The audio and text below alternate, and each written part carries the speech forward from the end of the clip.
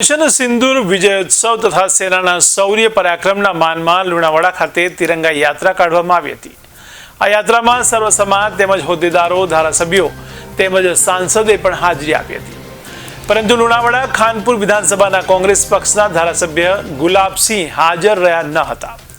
તો દેશના પરાક્રમના પ્રદર્શન સમયે ધારાસભ્યને હાજરી આપવાનો સમય પણ ન મળ્યો। ત્યારે ભાજપ પક્ષના પ્રમુખ દ્વારા આમંત્રણ પણ આપવામાં આવ્યું હતું તેવું પણ સૂત્રો દ્વારા જાણવા મળ્યું છે।